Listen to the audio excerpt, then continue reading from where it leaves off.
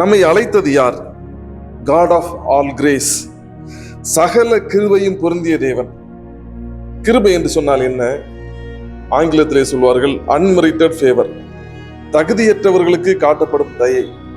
நமக்கு அளிக்கப்பட்டிருக்கிற ஆசீர்வாதங்கள் நமக்கு தகுதி இல்லாமல் வருகிறது என்றால் அது கிருபையை குறிக்கிறது.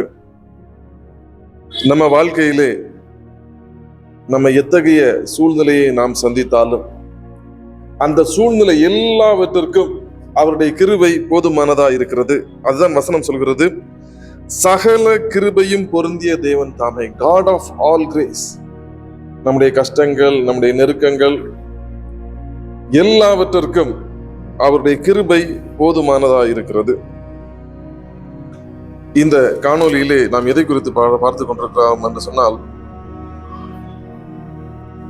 தேவன் தம்முடைய பாடுபடுகிற மக்களுக்கு எதை செய்கிறார்? தேவன் தம்முடைய பாடுபடுகிற மக்களுக்கு எதை செய்கிறார்? நாம் பார்த்தோம், நாம் அழைக்கப்பட்டவர்கள், நித்திய மகிமையில் சேரும்படி அழைக்கப்பட்டவர்கள். நம்மை அழைத்தது யார்? சகல கிருபையும் பொருந்திய தேவன். அவர் 4 வாக்குத்தத்தங்களை கொடுக்கிறார். 4-fold promise of restoration. நம்மை மீட்கும்படியாக 4 விதமான வாக்குத்தத்தங்கள். நாம் அந்த 4 விதமான வாக்குத்தத்தத்தை குறித்து தான் பார்க்க போகிறோம். இங்கே வசனம் சொல்கிறது, கொஞ்ச காலம் பாடு அனுபவிக்கிற உங்களை. ஒரு கிறிஸ்தவ தேவ பிள்ளையுடைய ஜீவியத்திலே பாடுகள் என்பது யதார்த்தம். ஆனால் வசனம் சொல்கிறது, அந்த பாடுகள் கொஞ்ச காலம்.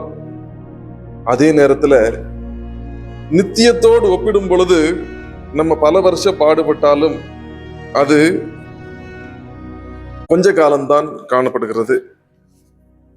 நமது கிருபையின் தேவன் 4 மீட்பு குறித்த வாக்குத்தத்தங்களை தருகிறார். நம்மை மீட்கும்படியாக 4 வாக்குத்தத்தங்களை அவர் தருகிறார். என்ன என்று பார்க்கலாம்.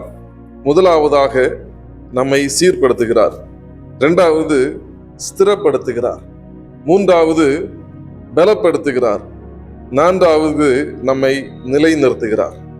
கர்த்தருக்கு ஸ்தோத்திரம். இதிலே வசனம் என்ன சொல்கிறது?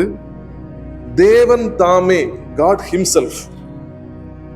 நமக்கு ஒரு கஷ்டம் வரும் பொழுது, நமக்கு ஒரு நெருக்கம் வரும் பொழுது அவர் தூரத்தில் நின்று பார்க்கிறவர் அல்ல. வசனம் சொல்கிறது, தேவன் தாமே, அவர் தாமே என்ன செய்வாராம்? முதலாவது காரியம், நம்மை சீர்படுத்துகிறார்.